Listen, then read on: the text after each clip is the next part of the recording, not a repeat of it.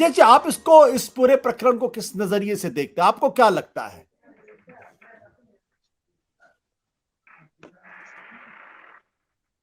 ब्रजेश जी, मेरा सवाल आपसे है। हाँ हाँ, जी, आप। आशुतोष जी बताएं। हाँ मेरा सवाल यह है कि आप इस पूरे प्रकरण को किस नजरिए से देखते हैं? हाँ, आशुतोष जी, इसको मैं दो भागों में इस सारे प्रकरण को बांटता हूँ। नंबर एक, सत्येंद्र दास जी जो हैं, जो राम जन्मभूमि मंदिर के पुजारी हैं, मुख्य पुजारी हैं, उनकी उनके कथन को, उनकी पत्र को, और चंपत राय जी को। जहां तक सत्येंद्र दास जी का मामला है, चूंकि मैं राम जन्मभूमि कवर करता रहा हूँ, अयोध्या कवर करता रहा हूँ, मैं जानता हूँ कि वो विहिप की एक तीखे आलोचक रहे हैं। पहले से भी काफी बयान उनके आते रहे हैं, आज नहीं लगातार आते रहे हैं, वैचारिक रूप से भी। और वो इस बात को पसंद नहीं करते थे, पहले भी काफी वो इनके खिलाफ बोलते रहे हैं। और फिर दूसरी बात, कांग्रेस का एक प्रयास की आप सराहना करेंगे कि उन्होंने हर उस व्यक्ति को एक उनके पास गए, उनसे निवेदन किया। फिर सत्येंद्र दास जी इस परिपाटी के हैं कि वो लगातार इस मामले में बोलते भी रहे हैं, वो कभी बोलने में कोई गुरेज नहीं करते हैं। अब आए हम चंपत राय जी के मामले में। ये एक आप देखिए कि संघ की जो शैली है, संघ की शैली जो है वो इसी तरह की है। उनका जो बीजेपी ने कल 2 प्रेस कॉन्फ्रेंस की इस यात्रा के विरोध में, लखनऊ में 2 प्रेस कॉन्फ्रेंस की, दोनों डिप्टी सीएम उतरे, उसके बाद तमाम बयानों की झड़ी लगी। तो ये उनका वो है। ये लोग क्या करते हैं, भीड़ के मामले में भी, संघ के मामले में, ये सीधी आलोचना से वो करते हैं और नहीं, मतलब हमेशा बसते रहे हैं। और ये आलोचना कभी ऐसा नहीं कि व्यक्तिगत आलोचना करने लगेंगे। तो ये मैंने तो नहीं देखा है। मैं तो उस दौर को भी मैं जानता हूं जब बहुत तेज आंदोलन चलता था। तो चंपत राय जो हैं उससे बच निकले हैं, बाकायदे वो सराहना करते हुए, भले ही वो बैंक में किया हो, लेकिन सराहना की उन्होंने कि साहब एक ठंडक में, इतनी ठंडक में कोई व्यक्ति घूम रहा है, चल रहा है भारत जोड़ने के लिए, तो वो उनका व्यंग्य भी हो तब भी वो उसके सकारात्मक पक्ष में जाता है। कोई आदमी व्यंग्य ये देखने नहीं आता कि ये व्यंग्य में बोले हैं, क्या बोले हैं। उन्होंने कहा साहब वो लगातार जो है वो जो कर रहे हैं और प्रयास कर रहे हैं, तो इसको 2 उसमें देखा जा सकता है। जहां तक हनुमानगढ़ी की बात है, आशुतोष जी, हनुमानगढ़ी में हमेशा 2 धाराएं निकली हैं। हनुमानगढ़ी में पिछले दिनों एक जो हनुमानगढ़ी पुजारी थे, बड़ा गाली गलौज, आपने टीवी में सुना होगा, बड़ा तेज तर्रार वो थे और सरकार के समर्थन में जबरदस्त बयान देते हैं।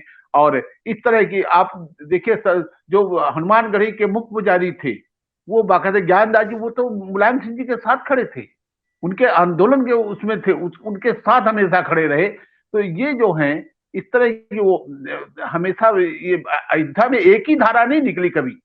ये जो लोग ये सोचते हैं कि अयोध्या में केवल एक धारा निकली, वो गलत ढंग से सोचते हैं। अयोध्या में हमेशा 2 धाराएं रही हैं।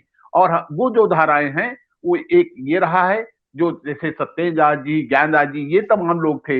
एक तरफ दूसरे लोग थे जो लोग बाकायदे संघ विहिप से जुड़े थे, विहिप के आलोचक भी रहे हैं, विहिप के समर्थक भी रहे हैं। तो इसी परिपेक्ष में इसको देखा जा सकता है। जहां तक मेरे ख्याल से इनको 2 अलग अलग चीजों को किया जाना चाहिए। और सत्येंद्र दास के बारे में मैं निश्चित रूप से जानता हूं, क्योंकि मैं अयोध्या कवर करता रहा हूं, तो वो विहिप के साथ कभी भी अपने को सहज महसूस नहीं किया उन्होंने।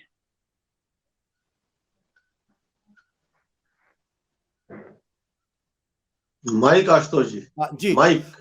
ब्रजेश जी, इसमें दो सवाल है। पहला सवाल इस बात को लेकर यह है कि चंपत राय जी का जो सवाल है, वो इस पूरे मसले में चुप भी रह सकते थे या आलोचना भी कर सकते थे।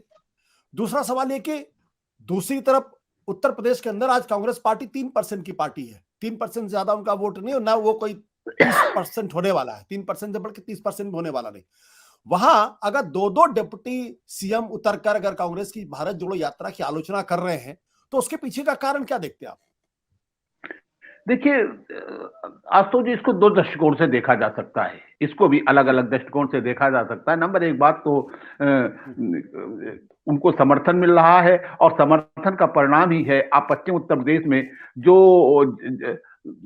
रालोद बिल्कुल नेतृत्व बिल्कुल चुप्पी साधे था और साहब सिर्फ एक साहब ठीक है, धन्यवाद आपने मुझे बुलाया और आपकी यात्रा के लिए धन्यवाद ज्ञापित किया, उनका वो समर्थन कर दिया। लेकिन उन्हें दोपहर के बाद ये कहना पड़ा कि साहब आप जो हैं, जो हमारे कार्यकर्ता हैं, उनका स्वागत करें और उनका वो करें। कारण क्या है कि एक गलत मैसेज जा रहा था कि साहब आप एक नहीं करना चाहते, बाकायदा अलग होकर चलना चाहते हैं। और जो राहुल गांधी जो प्रयास कर रहे हैं बीजेपी के खिलाफ, उसमें आप साथ नहीं दे रहे हैं। तीनों इनको कल बाकायदे ये देना पड़ा, क्योंकि जिन क्षेत्रों से ये यात्रा जा रही है वो जो क्षेत्र है वो रालोद के समर्थन वाले क्षेत्र हैं। वहां मुस्लिम काफी है, जाट काफी है, गुजर काफी, अतिपिछड़ा भी बहुत है वहां पर। तो एक तो ये उनका रहा है कि उनको देना पड़ा। दूसरी बात, बीजेपी जो है, बीजेपी की हर संभव कोशिश ये है, एक तो उनको समर्थन मिल रहा है, दूसरी कोशिश ये है कि एक दूसरा एक ऐसा वो नहीं चाहती है कि कोई एक उनके खिलाफ खड़ा हो उत्तर प्रदेश में।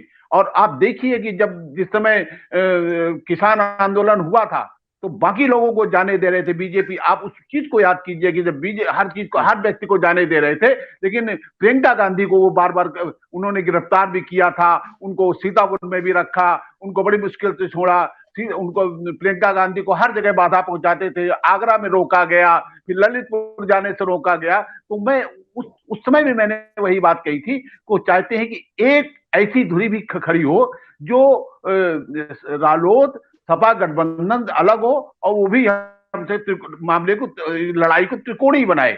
एक प्रयास ये भी है और एक समर्थन का भी है। अब इसको हम अब कौन सा बड़ा भारी है तो मैं नहीं कह सकता हूं, लेकिन ये एक प्रयास ये है कि साहब ऐसा ना हो कि सीधी लड़ाई ना होने पाए उत्तर प्रदेश में। जैसा आप विधानसभा चुनाव को देखिए, आप विधानसभा चुनाव में तीखी सीधी लड़ाई हुई है। मैंने जो अध्ययन किया कि यदि जरा भी वोट इधर उधर खिसकता कुछ सीटों में कांग्रेस या बसपा की तरफ, तो बीजेपी 300 क्रॉस कर जाती। लेकिन क्योंकि बहुत एकजुटता से पड़ा है, मैं उन क्षेत्रों को जानता हूं लखनऊ के ही, जहां मुस्लिम प्रत्याशी था बसपा का, लेकिन उसे अपने गांव में ही साइकिल से हार का मुंह देखना पड़ा। तो बीजेपी उन तमाम उसका जो आकलन करने के बाद चाहती है कि लड़ाई 3 कोणों में विभाजित है 2024 की। सत्य हिंदी का ऐप डाउनलोड करें गूगल प्ले स्टोर पर।